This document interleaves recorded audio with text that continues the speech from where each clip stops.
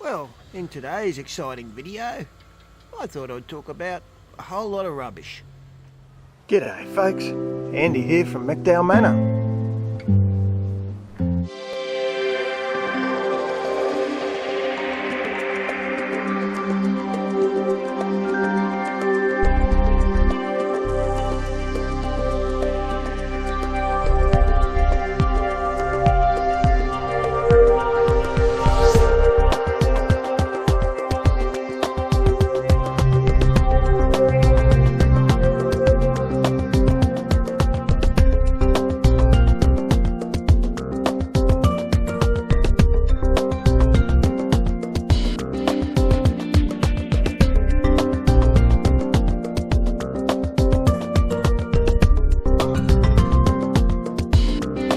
The subtropics is often fairly damp.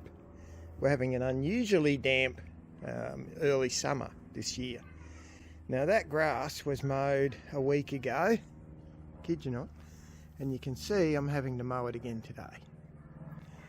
So that's one of the drawbacks.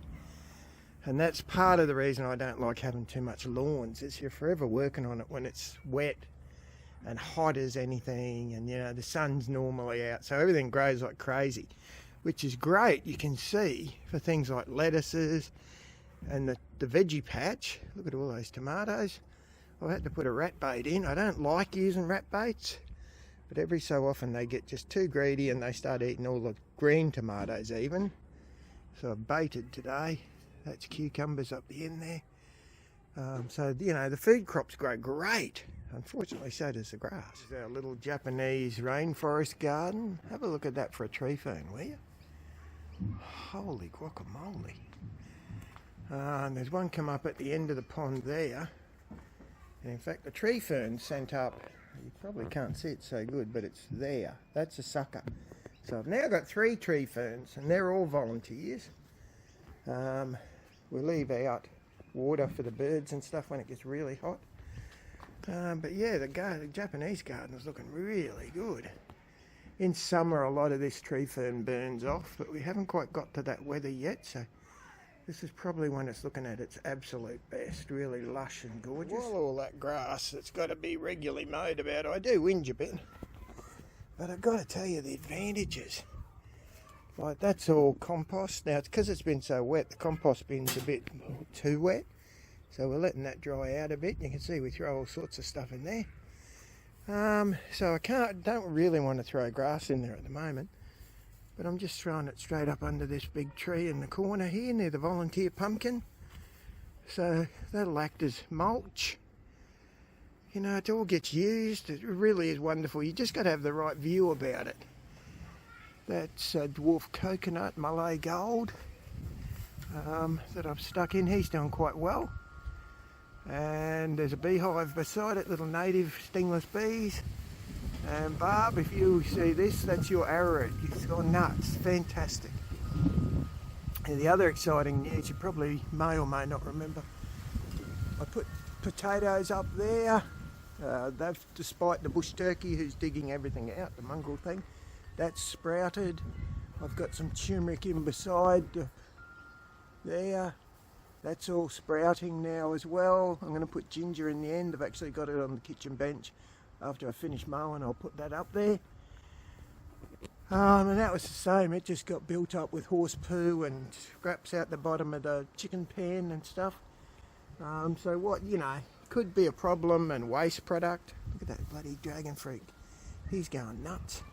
What could be waste products, you know, we just put to good use. It's not a problem. It's an absolute resource over here. So you can probably see there's all our lawn clippings thrown in here. Just as mulch, that'll break down on top of that straw there. You can see that's a mix of vetiver grass from when I cut back the vetiver, any of the leaves that come off this big tree, but it's also a whole lot of straw which comes out the bottom of the chook pen every so often. I have to clean that out. So I'm about to do the quail trays. Let's see if we can get this open and show you. The bottom of the quail trays is getting feral. So I'm about to clean all that out. And we'll do the same with that. That just gets thrown straight on, usually on a garden somewhere. We'll see how we feel and what needs doing this morning, and so that'll go to good use, and it saves buying new stuff. So I buy the new stuff, which is in that bag over there in the corner. That goes in the bottom here, and the old stuff, when it comes out, goes on a garden somewhere or in the compost often. I'd show you something I probably haven't thought to mention, but it's very practical. That's what we call lino, or I think Americans call linoleum, or vinyl flooring, call it what you will. That really is very practical on the bottom of these cages, because then I can just use a little hand brush and sweep the whole lot out. It's great. Isn't that right, Bird? If you have a look, see those, the back of his neck's got a bald patch. Oh, and look at old bald neck over there. That's from the mating behaviour. That's not mites or anything. That's where they grab onto each other to mate.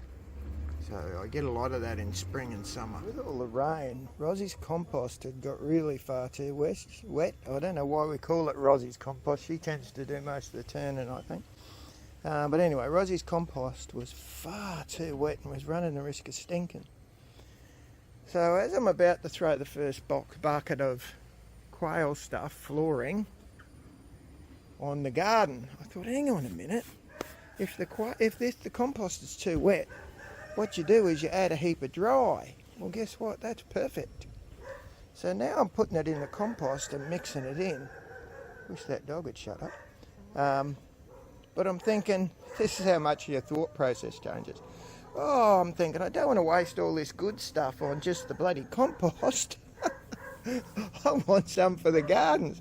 So what really is garbage has suddenly become a very valuable resource. And it gets competing users. I think before we go, folks, I better mention the obligatory food scraps in the worm farms.